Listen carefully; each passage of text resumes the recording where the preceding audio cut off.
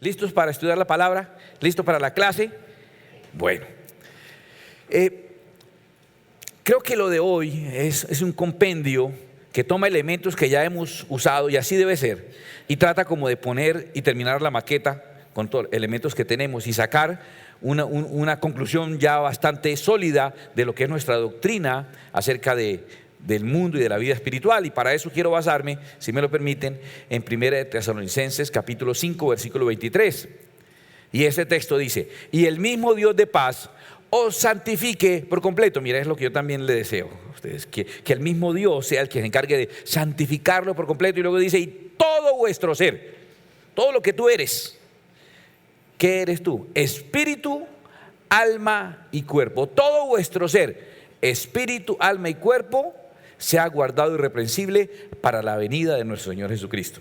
Entonces, atención, todo este propósito de santificar el espíritu, alma y el cuerpo tiene un propósito que es un propósito escatológico, un propósito hacia el final, hacia balance, hacia la venida del Señor, hacia el fin, donde termine o donde empiece lo eterno. Es el propósito de las cosas. Entonces, tratando de dejar muy en claro qué es espíritu, alma y cuerpo y cómo se compone y cuál es la teología que tenemos con relación a eso, voy a tratar de explicarles. Primero de todos, tomamos como ejemplo este tubo, ¿sí? Ya no sabe a tubo ese tubo. Bueno, el tubo está representando el cuerpo, nuestra materialidad. ¿Cuál es tu cuerpo? Eso que ves, ese es tu cuerpo.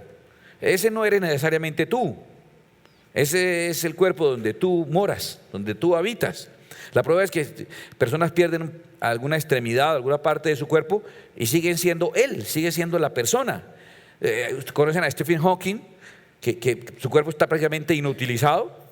Y él, de alguna manera, gracias a lo inteligente que es, sigue siendo Stephen Hawking. Y tú lees a Stephen Hawking y lo lees es a él. Aunque su cuerpo sigue degradándose, lo que quiere decir que no eres el cuerpo. Tu cuerpo es la morada, donde tu habitación, tu empaque. Y por eso lo representamos con este tubo de acrílico, cuyo nombre técnico es, ¿ya se lo aprendieron? Casi polimetilmetacrilato, ¿cierto? Acrilato de metilo, si quiere decirlo así, vean usted, o acrílico, dígale diciendo. Bueno. Entonces el tubo está representando el cuerpo y está representando también otro ingrediente de nuestro ser. El cuerpo tuyo, finalmente, ¿qué es? Tu cuerpo es una receta, una fórmula, una ecuación de ingredientes que salieron de la tierra. Porque ¿de dónde sacó el Señor el material para hacer al humano? De la tierra. Y entonces tú miras la tierra y miras los componentes atómicos de la tierra y del cuerpo humano y son los mismos. De hecho, somos en más de un 70% agua. Entonces nuestros componentes son los mismos de la tierra, es el material, de ahí vino la materia prima. Pero usted puede coger unos ingredientes variados y inmensos, como son los ingredientes que nos conforman, los átomos que nos conforman, y al mezclarlos de cierta manera con un ingrediente más de aquí o de allá, o mezclarle esto o esto, encuentra esa variedad que hay. Y es impresionante que Dios no se repite. Ni siquiera en los gemelos, que uno dice idénticos, uno no les encuentra diferencia, ¿no? Pero la mamá, los papás sí les encuentran diferencia.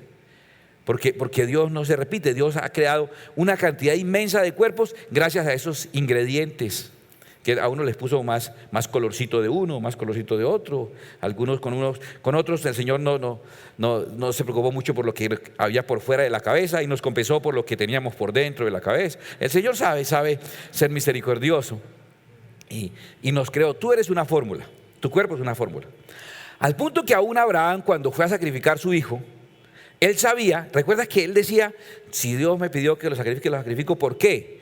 Él decía una frase muy clara, decía: porque aún de las cenizas Dios puede levantarlo. Lo que quiere decir es que si Dios vuelve a tomar de la tierra los mismos ingredientes y los mezcla de esa fórmula maravillosa que es su merced lindo, sale un su merced. ¿Sí me entiende? Dios toma los ingredientes adecuados, los mezcla adecuadamente y sale un su merced, sale un cuerpo de su merced. Si este cuerpo se deshiciere, Dios tiene la facultad, si quisiera, en la resurrección, de hacerme otro, y sería este mismo, sería un yo, hecho con los ingredientes, porque Dios sabe hacer un Richard cuando quiera. Él sabe. De hecho, yo sospecho que cuando Jesús, por ejemplo, va a sanar a un ciego, no dice qué tipo de ceguera tenía, ni hay fotos, pero es curioso que Jesús escupe en tierra y hace lodo y luego se le aplica en los ojos. Y entonces no es que sea la saliva con lodo un remedio medicinal para no, yo creo que lo que estaba haciendo, en mi opinión, Jesús, como Dios creador que es, estaba fabricando lo que a la persona le faltaba. A este le falta una córnea, a este le falta de pronto el lóbulo completo. Entonces, ¿listo? ¿Cuál es el problema? ¿Sí? Entonces veo a Dios formando eso que es tu cuerpo. Entonces está representado por esta parte interna. Y ese cuerpo, esa naturaleza formada, esa combinación, salen tantas formas variadas, con los mismos ingredientes, pero tan variables y tan distintos uno del otro, tan diferentes. Dios definitivamente tiene, uno ve a algunas personas y uno dice, definitivamente Dios tiene sentido del humor, ¿cierto? Sí. Ese día estaba chistoso ese día, sí. Pero al Señor se le ha ocurrido hacer una variedad inmensa de personas. De esa fórmula, de esa receta que es nuestro cuerpo, de esa naturaleza, de esa materialidad nuestra, nos provienen unos impulsos. A ver, Freud decía que los impulsos básicos que mueven a los humanos o a los seres vivos son el eros, o sea, el instinto de aparearse para reproducirse, el instinto de reproducción, y el tánatos, que tánatos significa muerte, o el instinto de conservación. Eso dicen los freudianos, que son los dos impulsos básicos que impulsan a los seres. Yo quiero también incluir un poquitico a Aristóteles, si me lo permiten, y él define al hombre como un zoom político. ¿No han oído eso? El hombre es un zoom político, que significa un animal social. Y entonces puse un nombre griego que es el metogé, y el metogé significa la necesidad gregaria, la necesidad de pertenecer y ser aceptado. Y yo, ¿por qué puse ese? Porque yo soy el que hago los dibujitos y yo puedo poner lo que quiera, ¿cierto? Esa es una de las razones, pero no es la única. Otra de las razones es porque yo creo personalmente que no, contradiciendo un poco a los freudianos, que no nos impulsa solamente el deseo de reproducirnos y el deseo de conservar la vida, o sea, el instinto de conservación, sino también cada vez se hace más fuerte y más notorio el deseo que los humanos tenemos de pertenecer, de ser aceptados.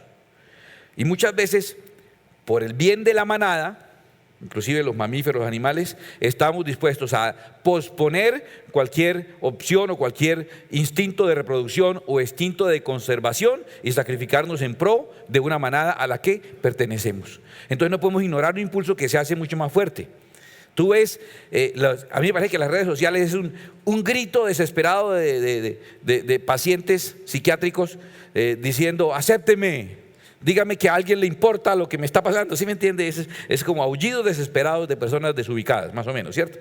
Entonces yo creo que los tres impulsos de la materialidad son el eros, el tánatos y el metogé. A ver, se los voy a decir. El instinto de reproducción, el instinto de supervivencia y el instinto de pertenencia.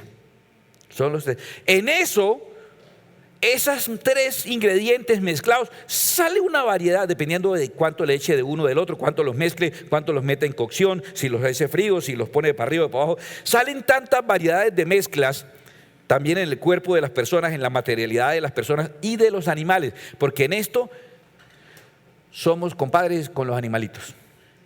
Es más, los animalitos también tienen ese instinto de reproducción, ¿o no? ¿Han visto los perros? Los conejos. Usted viera el instinto de reproducción que tienen. El instinto de conservación que también tienen los animales. Y el deseo de pertenecer. Tú has visto que hay tres cosas que pueden mover a tu mascota. Pasó una perrita en calor, ¿sí? Ya él está ahí desesperado. Instinto de reproducción, ¿cierto? Se sintió amenazado o vio a un extraño llegando a su guarida, a su casa. Entonces se pone furioso, se pone agresivo. La otra cosa que él quiere, aparte de comer para sobrevivir o de aparearse, es estar al lado suyo y que usted lo rasque. Y uno dice, ¿qué gana este puerco perro con que yo lo rasque? Pero para él eso es tan importante como la comida o como tener novia, tan importante. Para él es importante pertenecer. En eso somos como los animalitos. Y esas combinaciones también puestas, a uno le parece que fueran sentimientos, emociones, a uno le parece que fueran voluntad, a uno le parece que ese animal como que tuviera, y no le falta sino hablar. Y es la combinación de estos tres ingredientes combinados de tal manera que de verdad le da a uno la sensación, pero es un animalito, es su parte solamente material, ¿correcto? Nosotros, además de esa parte, este tubo no es solamente el acrílico. Para que sea tubo necesita una característica sumamente importante e indiscutible: el hueco. No puede ser un tubo si no tiene hueco, ¿cierto? Los santandereanos lo decimos con G. Hueco. Eso suena hueco. El hueco, ¿qué representa el hueco? La parte inmaterial. ¿Qué es un tubo? Un tubo es una parte material que es la que nosotros vemos, que es con la que nosotros tenemos contacto. Si usted toca el tubo, lo está tocando generalmente es por fuera. Si lo ve, ve lo de afuera, ve la parte material, pero no crea, él tiene su corazoncito. El tubo por dentro tiene una parte inmaterial que nosotros no vemos, que si es algo transparente, hay personas que son muy transparentes, se le alcanza a ver lo que tiene por dentro, deja saber sus emociones, deja saber sus sentimientos. Otros no son tan transparentes, ¿cierto? Otros son como yo, que ni la gente ni se imagina qué estará. La procesión va por dentro, ¿no? Ni se imaginan qué estará pasando ahí y uno está como si nada. Pero a otros se les nota a kilómetros, ¿cierto? Se les nota a kilómetros, o le avisan a todo el mundo: estoy deprimido. Lástima que no haya una forma para decir, no, a mí qué me importa, ¿cierto? Entonces le tocó, no, debía faltar, pongan ese muñequito, ¿cierto? Muñequito, no una mano así, ni una mano así, sino una mano así. Y entonces de verdad que uno pondría esa muchas veces. Entonces esa es la parte interna, es lo que nosotros vamos a llamar el alma de ese humano. En eso ya nos diferenciamos de los animales, en ese contenido interno, en ese ser interior. Tú eres un ser exterior y eres un ser interior. Eso eres. Por eso no es solamente el cuerpo. Por eso, si Dios quisiera a ese ser interior volverle a levantar ese cuerpo, renovarlo y volverlo a echar, volvía a salir otro su merced, con su ser exterior y con su ser interior. Ahora, debido a ese ser interior, que en nuestra opinión teológica creemos que se formó, esto era macizo, se formó el hueco fue cuando Dios sopló. Cuando sopló se hizo el hueco. Cuando sopló su espíritu, creemos que, como la Biblia casi no habla sobre el destino particular del alma, creemos que el alma es accidental, que había el cuerpo y el espíritu vino de Dios. Por eso dice que el cuerpo vuelve a la tierra y el espíritu vuelve a Dios. Y el alma, eso ya nosotros lo sabemos, dependes. Sí, eso lo hemos aprendido nosotros. Porque sabemos entonces que es la materialidad más el Espíritu de Dios, y como accidente el color amarillo y el color azul, y como accidente se forma el color verde por la mezcla de esos dos.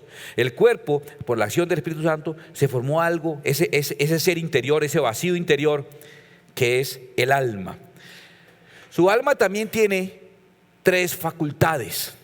El cuerpo tiene 3 impulsos, el alma tiene 3 facultades. Ahí cuando está diciendo, yo sí dije que la próxima semana traía cuaderno y se me olvidó traer cuaderno.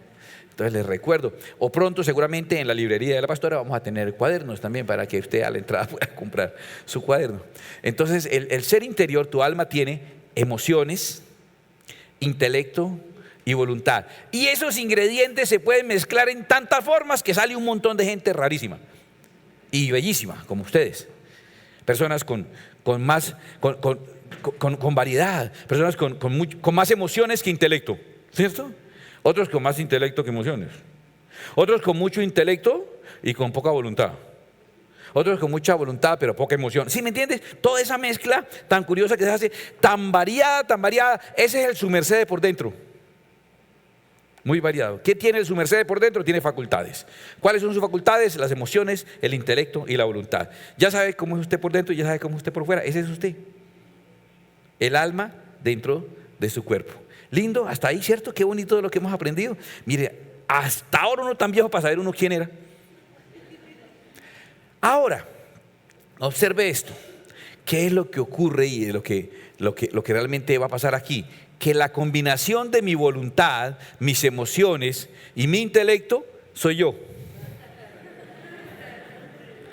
Yo realmente soy mi alma. Su merced realmente es su alma. Si su cuerpo se deshiciera, y la Biblia dice, si esta nuestra morada terrenal se deshiciese, dice que tenemos un edificio en el cielo creado por Dios, no por mano, creado por Dios. Y Dios toma tu ser interior, o sea tu alma, y lo mete dentro de ese cuerpo que es el cuerpo que Dios te da nuevo, y vuelves a ser un tú. Dios sabe hacer un tú. Cuando Dios necesita hacer un tú, no tiene ningún problema. Él sabe que tú eres el alma que se formó cuando vino el espíritu sobre el humano, el alma, y un cuerpo que Él sabe hacer con los ingredientes, una fórmula. Haga esta fórmula y métale este software. ¡Chum! Ya, tengo un tú. un su merced lindo, ya. Dios sabe hacer su merced lindos todos los que quiera, ¿correcto? Eso es la manera, ese soy realmente yo. Mi ser interior soy lo que soy yo. No soy ni siquiera mi cuerpo. Usted lee una obra de un autor que ya falleció hace cientos de años y estás conociendo al autor ahí en su obra. Luego él no es su materialidad, siguió siendo él aún después de que su cuerpo no está. Bueno, si yo mi alma, mis intelectos, mis emociones, mi voluntad, la dedico a vivir en esta dimensión, en la dimensión de los impulsos, como los animalitos, y entonces mis decisiones, mis emociones, mi voluntad giran en torno de mi deseo de reproducción, de mi deseo de placer y complacencia, o mi deseo de supervivencia, tener más control, más dinero, más recursos para asegurar mi supervivencia y la de los míos, o mi deseo de ser aceptado, acéptense, ay, yo soy igual que todos, hago lo que sea, pero no me rechacen, ¿cierto? Si yo dedico toda mi alma a vivir en la dimensión del tubo, en la dimensión de la carne, ¿qué va a pasar el día que el tubo no esté? Si toda mi alma se dedicó a vivir en virtud al tubo, si el ser interior existe solamente en virtud del ser exterior, mire lo que va a pasar, es fácil imaginarse. Cuando ya no esté el tubo, ¿puede seguir existiendo el hueco? Dígamelo usted, a ver. No hay que ser científico para responder esto. Si desaparezco el tubo, ¿puede seguir, el hueco puede seguir siendo? El hueco dejó de ser, porque este hueco era en virtud al tubo. Si tu alma vive en virtud a la carne, a tus impulsos, entonces ¿qué va a pasar? Cuando desaparezca tu cuerpo, pues desapareces también tú. Esa es el primer destino que podrías tú tener. Te dedicaste a vivir en tus impulsos de la carne, como si fueras un animalito, con algo de inteligencia y voluntad y emociones. Entonces te dedicaste a vivir allí, en esa dimensión de la materialidad tuya, y cuando la materialidad se acabó su merced. La Biblia lo dice de una manera muy clara, ahí en Romanos 8:6, que no lo sabemos de memoria. Dios me dice Romanos 8:6, usted ya inmediatamente dice, porque el ocuparse de la carne es muerte, pero el ocuparse del espíritu es vida y paz. ¿Cierto? Ya se lo sabe. Entonces ya entendemos por qué ocuparse de la carne es muerte. Si tú te dedicas a vivir en virtud de tu materialidad, cuando la materialidad desaparezca, desapareces tú. Eso es lo que el Señor nos ha enseñado hasta ahora, ¿correcto? Bueno, bien hasta ahí. Déjame enseñarte la otra dimensión que tú tienes, porque ya te expliqué alma y cuerpo. Déjame explicarte espíritu. El espíritu tiene atributos, ¿cierto? La carne tiene impulsos, el alma tiene facultades y el espíritu tiene atributos. ¿Cuándo fue que vino el espíritu sobre el humano? ¿Cómo fue el proceso? ¿Alguien me explica? Bueno, hizo la materialidad del polvo de la tierra. Dios formó al hombre del polvo de la tierra. ¿Y luego qué hizo? Sopló en su nariz aliento de vida. ¿Qué hemos entendido nosotros de que sopló en su nariz aliento de vida? Le dio un mandamiento, porque el mandamiento es vida eterna. Le dijo, de todo árbol del huerto podrás comer. Hagámoslo aquí. De todo árbol del huerto podrás comer. Mira cómo le va entrando el espíritu mío a este tubo. De todo árbol del huerto podrás comer, pero del árbol de la ciencia, el bien y el mal no comerás, porque el día que él comiere ciertamente morirá. Mire, ya está. Se nota que está mi espíritu ahí dentro de ese tubo. Cuando Dios nos dio su espíritu, creó el vacío en nosotros. Ese vacío es lo que llamamos alma, que está hecho para que more el espíritu de Dios. De hecho, necesita un espíritu para vivir. Entonces, ¿cómo fue? A esa materialidad le fue aportada el espíritu de Dios, la palabra de Dios, ¿correcto? Le dije que el espíritu tiene atributos. Voy a contarle qué atributos tiene. El espíritu tiene 3 atributos: propósito, trascendencia y comunión. Propósito es saber su merced para qué es. Trascendencia es saber que no es que va a hacer eso durante un leve tiempo, sino que eso que tú eres tiene un destino eterno. Y que ese destino eterno no es aislado, sino que haces parte de un propósito completo, de un plan completo, en este caso del cuerpo de Cristo y del propósito de Cristo. Eso lo tiene el espíritu.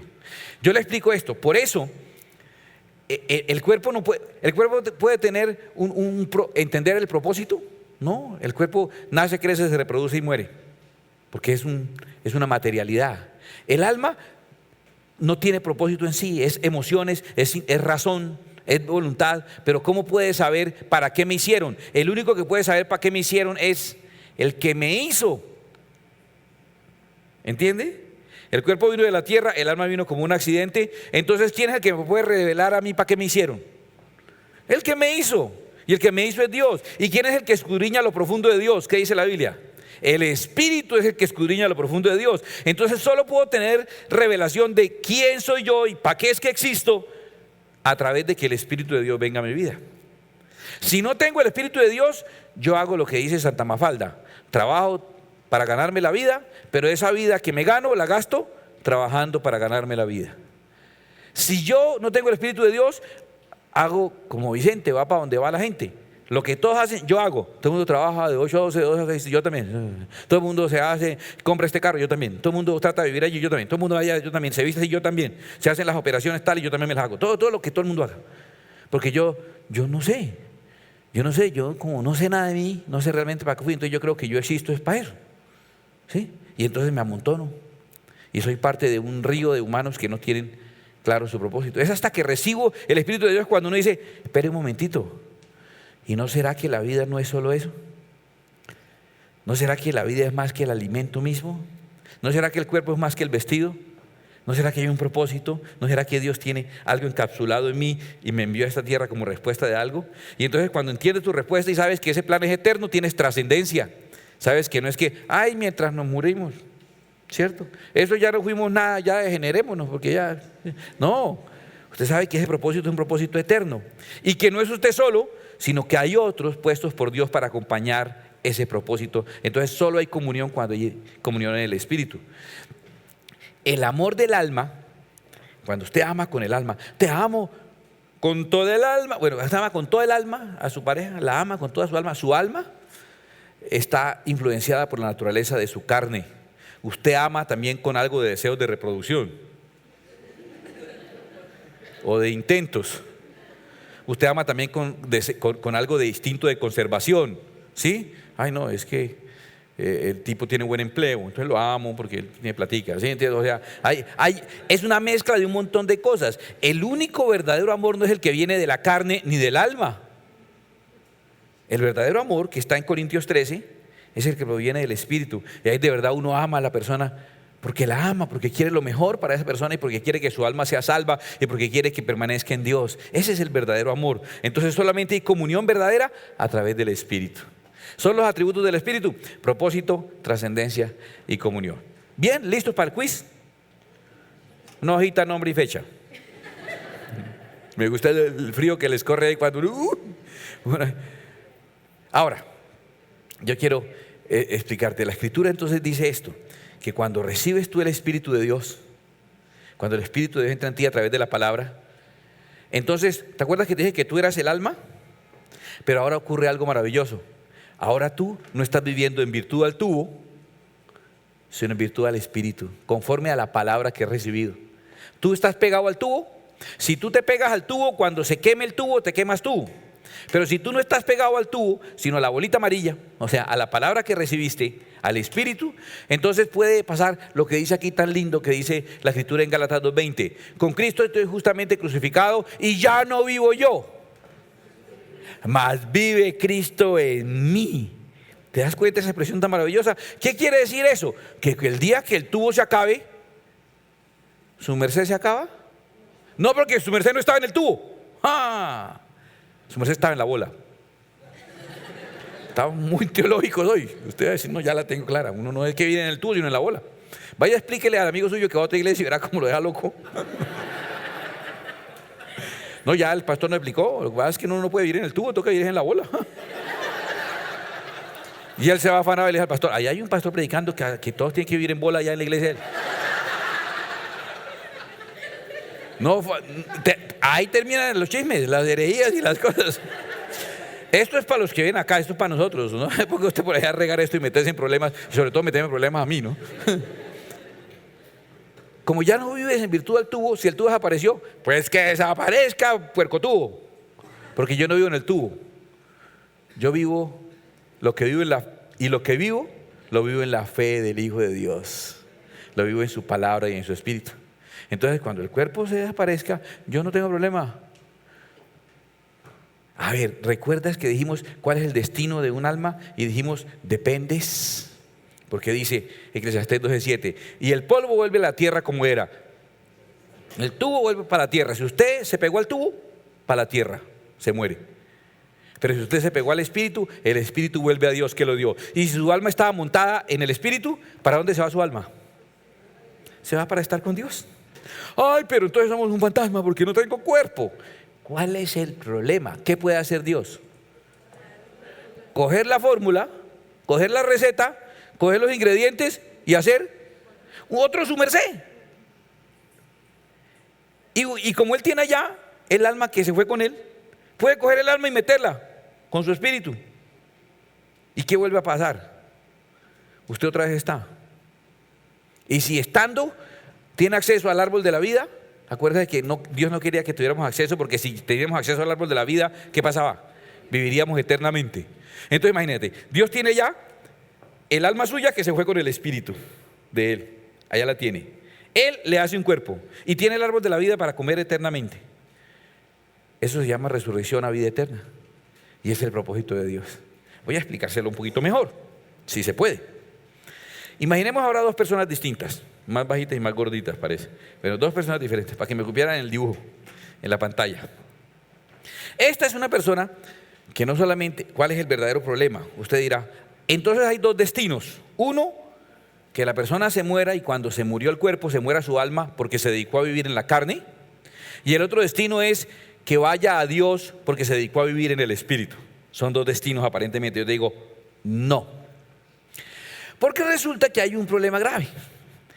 Que cuando tú te dedicas a vivir en la carne, en los impulsos de la carne, en tu deseo de reproducción, en tu instinto de conservación y en tu afán de ser aceptado, es absolutamente indudable que hay una naturaleza caída en nosotros y ya tenemos dentro de nosotros el espíritu del mal. ¿Cuándo recibimos el espíritu del mal?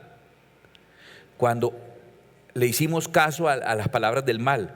Coma de esa fruta. Ahí entró y todos nacimos con esa naturaleza. Pero no solamente con lo que nacimos, sino las que hacemos. Todos hemos pecado, por cuanto todos pecaron están destituidos de la gloria de Dios. No hay justo ni aun uno, no hay quien haga el bien. Todos han pecado, todos hemos pecado. No se me haga el loco, todos hemos pecado. El que diga que no ha pecado, dice la Biblia, la verdad de Dios no está en él y hace a Dios mentiroso. Todos hemos pecado. Y el pecado es la puerta abierta para que siga entrando en nosotros la presencia del mal. Entonces, yo les dije que la persona que se dedicó a vivir en el tubo, se muere cuando se muere el tubo. Y la persona que se dedicó a vivir en la bolita, que es el espíritu, pues se va con la bolita para donde Dios. Pero te estoy diciendo algo, el problema es que si la persona se dedicó a vivir en el tubo, le entró otras bolitas. ¿Te acuerdas que lo vimos también? La persona por vivir ahí, le entraron también espíritu, porque como somos cuerpo, alma y espíritu, mire, este solo es cuerpo y alma. Este ahora sí es cuerpo y alma y espíritu completo, pero ¿qué espíritu es el problema? El espíritu que entra en uno por practicar el pecado, el tener comunión con las tinieblas, el hacer las cosas que ofenden a Dios. Ahí está. Mientras que otros somos cuerpo y alma y espíritu, recibiendo de parte de Dios su palabra y su espíritu para estar completos en Cristo. Y con Cristo estamos completos. En Cristo estáis completos, dice la palabra del Señor. Ya ve, ahora sí las dos tipos de personas. Entonces realmente casi ahí con esa razón no hay ninguno que prácticamente se muera cuando se le muere el cuerpo, sino los compadres animalitos. Eso sí, se les muere el cuerpo, se murieron ellos. Los demás, como tenemos voluntad, o sea la facultad de decidir si hacemos algo o no lo hacemos, y tenemos intelecto y emociones, los demás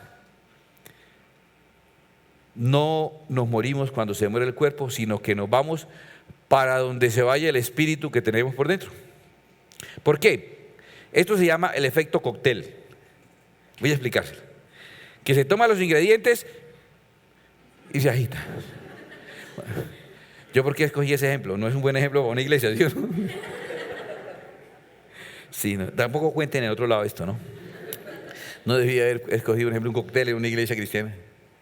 Ustedes no saben de eso, de un Tom Collins, de una margarita, de un mojito, no tienen ni idea, ¿cierto? No, ninguno sabemos de eso. Entonces, bueno, pero es un aparato, un vaso donde uno echa los ingredientes y los agita, para que al agitarlo, ¿sabes qué pasa? ¿Sabes qué va a pasar? Tu cuerpo sigue siendo el mismo, pero le va a mostrar lo que le pasa a tu alma debido a la agitación de la vida. El espíritu que hay en ti se vuelve parte de tu alma. Mira, te voy a decir y te lo voy a demostrar. Cuando tú practicabas el pecado, eras esclavo del pecado. Cuando tú practicabas el pecado, eras otra persona distinta a la que eres ahora. Te voy a decir una cosa, eras malo y mala. Uno te veía y te notaba por fuera, por la transparencia del acrílico, se te notaba que eras malo y mala. No era que tenías un alma buena y con un espíritu malo dentro de ti. No, eras tú el que eras malo. Ya se había vuelto tu naturaleza. Y ahora, aunque eras malo, ¿te acuerdas? No te me hagas el loco. ¿Te acuerdas que eras malo? Hacías de vez en cuando cosas buenas, ¿cierto? De todas maneras, le dabas hay una ayudita a la mamá, el día de la madre, le regalabas ahí, ¿cierto? Llevó a la mamá y le dijo, sí, ve mamá, ese carro que está ahí, ese Mercedes, sí, mijito, el blanco, de ese color le voy a regalar la licuadora. Era malo. Bueno, haciendo de vez en cuando cosas buenas. Pero el hecho de que hicieras cosas buenas, ¿quería decir que no eras malo? Ustedes saben, por ejemplo, quién era Pablo Escobar. Absolutamente todo lo que hacía era malo, o era bueno de pronto con el hijo, o de pronto con el amigo de él, o de pronto con los del barrio y le repartía plata en la cancha y todo. Entonces, ¿un malo puede hacer cosas buenas? ¿Y eso le cambia su naturaleza de malo? No. Bueno. Ahora viniste al Señor y ahora eres bueno. Y eres buena. Pero a veces haces cosas malas. Y a veces que se te escacha una cosa mala, ¿eso te cambia tu naturaleza? No. Si cuando eras malo, hacer cosas buenas no te cambia la naturaleza, cuando eres bueno, se te cae algo, se te escapa uno, se escacha uno. El justo cae 7 veces, pero 7 veces se levanta.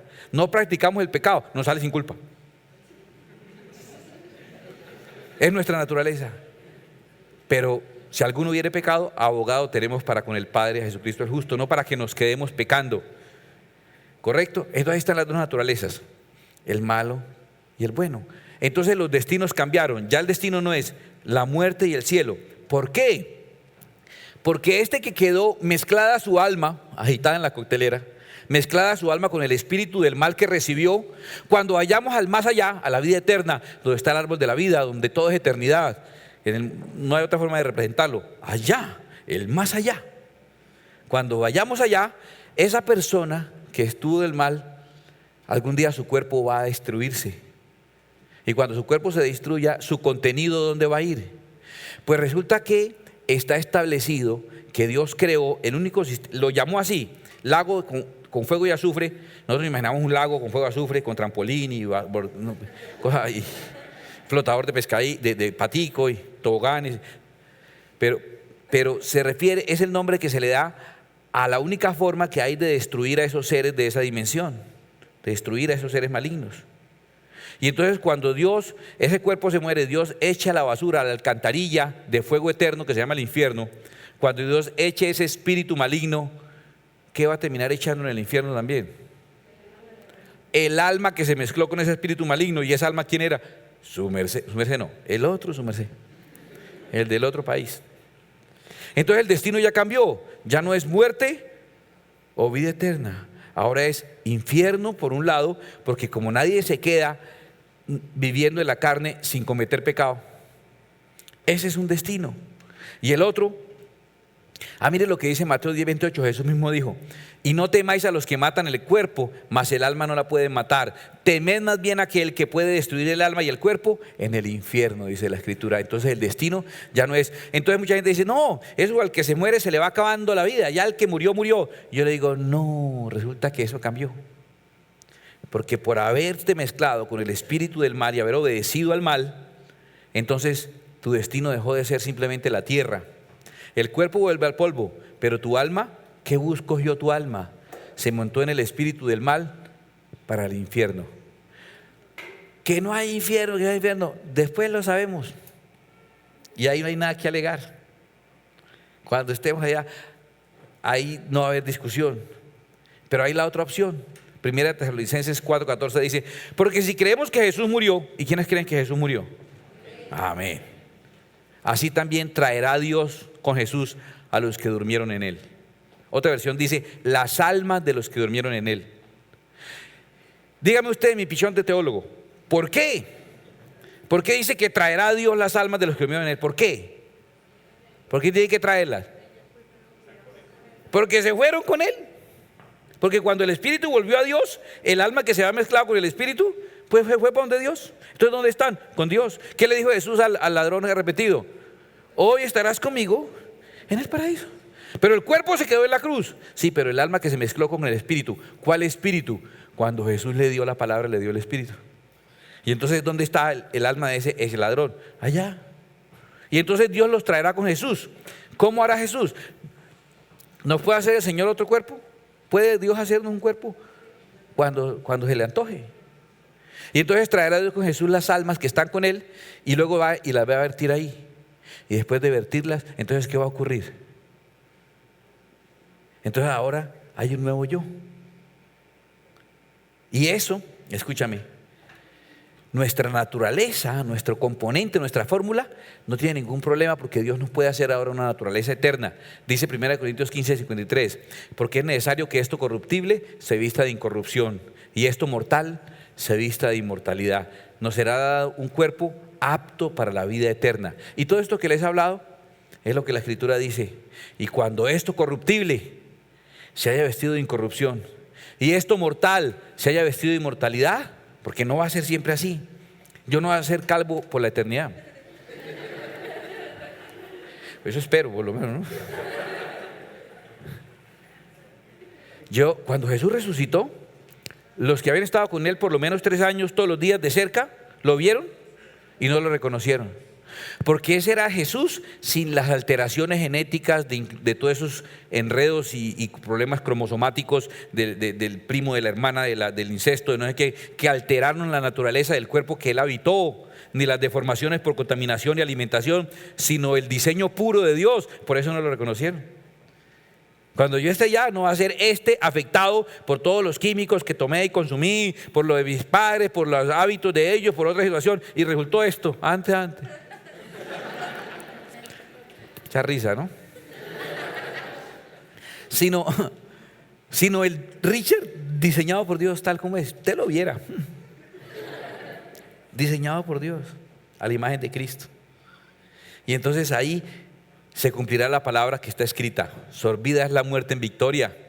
¿Dónde está, oh muerte, tu aguijón? ¿Dónde, oh sepulcro, tu victoria? Todos aquí asustados por el tánatos, por la muerte. Y allá cuando pase eso, y entonces van a decir: ¿cuál es la bulla de la muerte? ¿Sabes qué es lo que dice eso? ¿Dónde está, oh muerte, tu aguijón? ¿Y dónde, oh sepulcro, tu victoria? Eso en santandereano es: ¿cuál era la bulla, como dice? ¿Cuál era el pánico? ¿Cuál era el susto? Que no lo mato y todos, ¡ay, que me muero! ¡Ay! No, ¿cuál es la bulla? Miren, no es nada. La muerte terminó siendo un sorbo, un sorbito, pasó rápido. Y realmente lo que terminamos recibiendo es el propósito eterno de Dios en nuestra vida.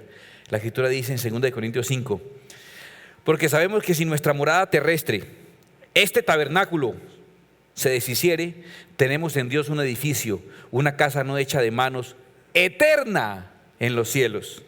Y por eso también gemimos deseando ser revestidos de aquella nuestra habitación celestial.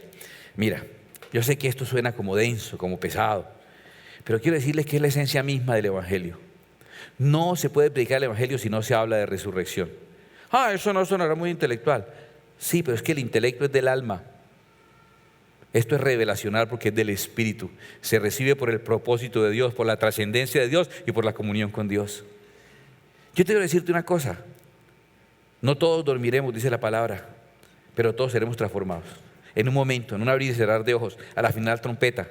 Llegará un momento en que los detalles nadie los va a acertar, porque Dios se encargó de ponerlo de tal manera que ninguno tenga la franquicia, ¿sí?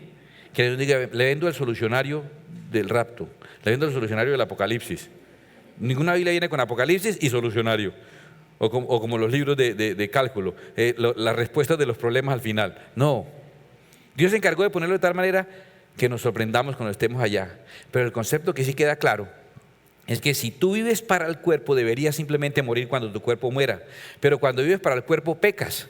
Y al pecar, estás abriendo la puerta y obedeciendo a la palabra del maligno. Y la palabra del maligno es el espíritu del maligno. Entonces tu destino no va a ser el de tu cuerpo, tu destino va a ser el del espíritu al que le estás obedeciendo.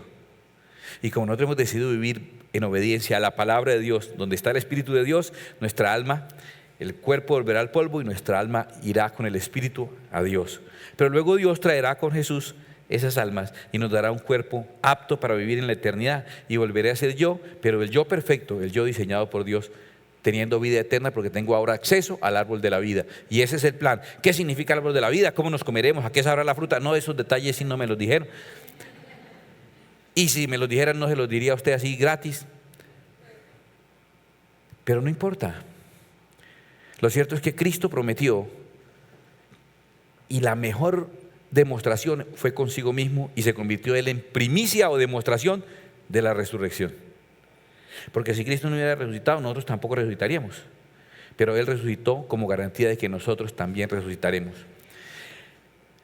El 99.9 de los hechos históricos que tú consideras ciertos y que jamás dudas, Simón Bolívar, Cristóbal Colón, todas esas cosas que tú crees y sabes de historia, o lo poquito o mucho que sepas, a no ser que seas Diana Uribe, entonces sabes muchísimo de historia. Pero todos esos datos que tú tienes fueron comprobados por el testimonio de 2 personas y algunos datos que lo corroboraban arqueológicamente. La resurrección de Jesucristo fue corroborada por más de 400 testimonios personales.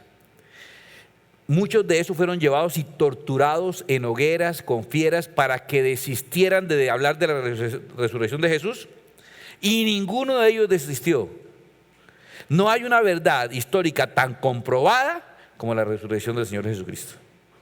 Y fuera de eso, espiritualmente, los que hemos tenido la oportunidad de conocerlo, sabemos que está vivo y vive para siempre. No solamente eso, vive en mí también, mi Señor Jesús. Quiere decir que la resurrección es una realidad. Yo te voy a pedir un favor.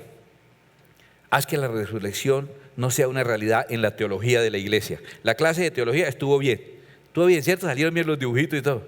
Pasé toda la noche trabajando en eso. Me amaneció haciendo dibujos.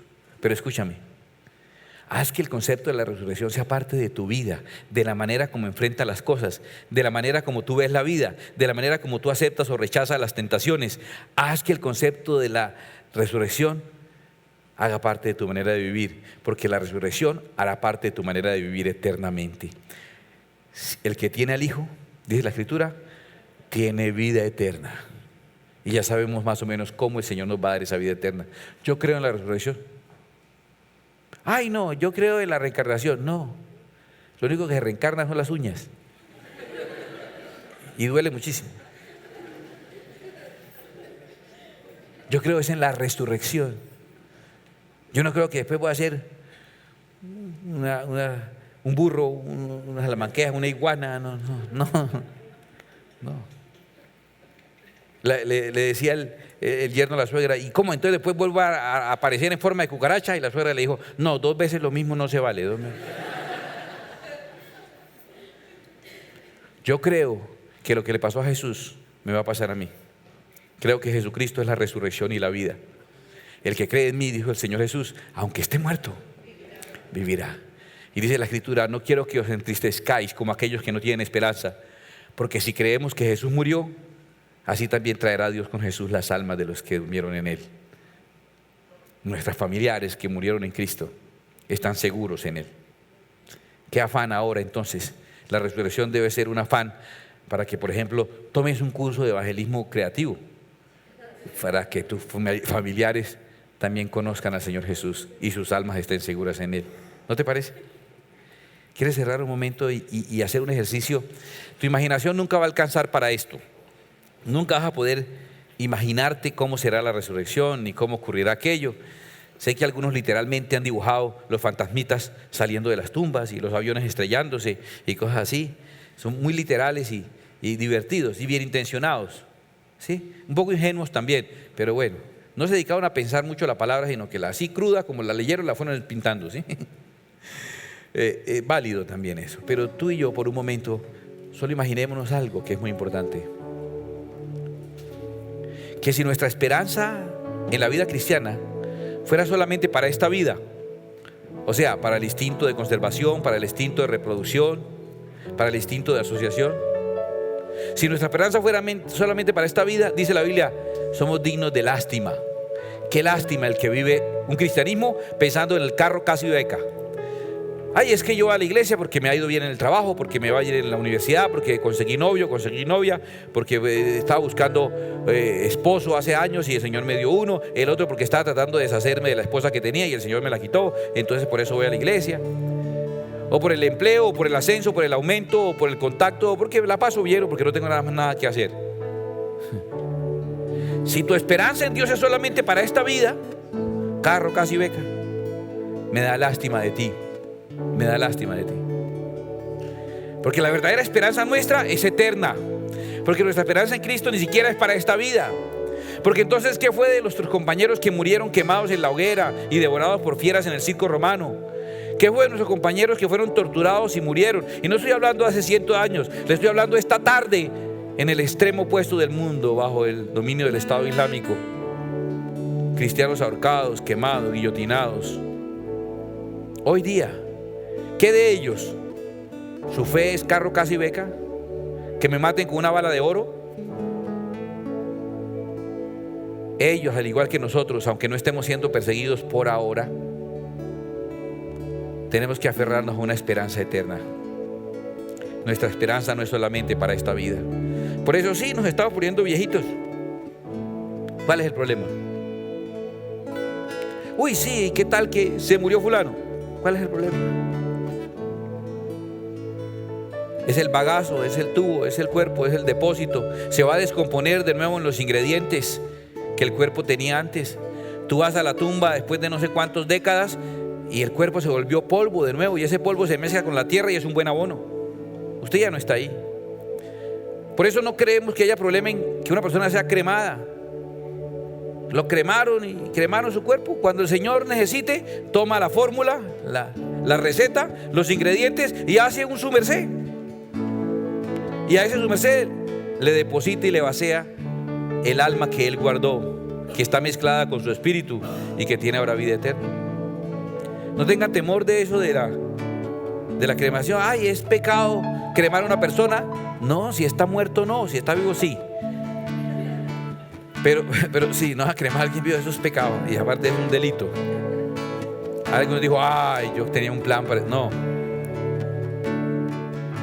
Pero cremar un cuerpo es simplemente acelerar el proceso que el tiempo va a hacer y hacerlo en poco tiempo. No tengas temor con eso. Ahora, no sé tampoco, y perdón que les diga esto, de dónde salió la idea. En el Antiguo Testamento, si una persona, un sacerdote, tenía contacto con un cadáver, no podía entrar al santuario. Si una persona pisaba sobre la tumba de alguien, y las tumbas no tenían lápidas, ponían árboles, un tipo de árbol que le avisaba a la gente que allá había un enterrado. Y si alguien había caminado 400 kilómetros para ir a adorar en Jerusalén, y llegando a Jerusalén pisó cerca de un entierro donde había un cadáver, perdió la caminada porque no podía entrar al lugar santo. No sé quién se inventó de traer muertos a la casa de Dios. Dice que un cajón con un cadáver de descomposición en la casa de Dios, cuando la Biblia dice que ni siquiera los sacerdotes podían tener contacto con los cadáveres. Para eso hay salas de velación. ¿Cuál es la tacañería? Vaya ahorrando. La casa de Dios no es para traer cadáveres, porque ese cuerpo son los átomos que se van a descomponer y Dios después va a hacer uno nuevo. Entonces, si este se está desvaneciendo, nuestra habitación terrenal, este tabernáculo se está deshaciendo todos los días, ¿no se da cuenta? Todos los días se deshace. Yo sí me doy cuenta. Toda la mañana veo ese señor que está ahí. En serio, hay veces que estoy tan dormido que lo veo. Buenos días, vecino. Yo no creo que ese sea yo. Yo por dentro sigo siendo el niño que se lanza de los toboganes, que brinca, que molesta. Esta morada se está deshaciendo. Me va a ser dada una morada eterna si mi alma vive en el Espíritu de Dios. Si lo que ahora vivo, ya no vivo yo, mas vive Cristo en mí. Y lo que ahora vivo, lo vivo en la fe del Hijo de Dios, el cual se entregó por mí. ¿Entienden que lo que Cristo hizo fue mucho más que librarnos de los pecados? Fue mucho más de librarte del pasado. Aprende esto y concluimos. Cristo hizo mucho más que librarte del pasado. Cristo hizo por ti confeccionarte un futuro eterno. Tú estás todavía luchando con tu pasado y Cristo tiene preparado tu futuro. Señor, esta noche queremos darte gracias por tu obra perfecta y queremos adorarte y reconocerte como nuestro Dios y darle fuerza a nuestro espíritu esta noche en adoración para que nuestra alma se funda con tu espíritu y sean uno solo, para que vivamos siempre en tu presencia. Señor, tu palabra dice que si nosotros, siendo padres malos, le damos lo mejor a nuestros hijos, cuánto más nuestro Padre Celestial dará su Espíritu Santo a aquel que lo pida. Le voy a guiar en una oración, lo hago con respeto. Si usted quiere, le voy a guiar, confíe en que voy a decir lo correcto. Y acompáñeme en esta oración si no sabe de qué manera hacerlo. Y diga conmigo: amado Padre Celestial, te pido en el nombre de Jesucristo, quien es mi Señor y mi Salvador, que hagas venir sobre mi vida tu Espíritu Santo y que ese Espíritu Santo haga morada en mí y viva dentro de mí para siempre, de tal manera que yo pueda vivir en el Espíritu y andar en el Espíritu y ser del Espíritu, para que mi alma se fusione con tu Espíritu. Y cuando este cuerpo se termine, mi alma vaya con tu Espíritu a estar contigo, creyendo y sabiendo que tú me darás un nuevo cuerpo glorioso donde habitar eternamente en tu presencia. Lo pido y lo creo en el nombre de Jesús. Lo recibo y te doy gracias.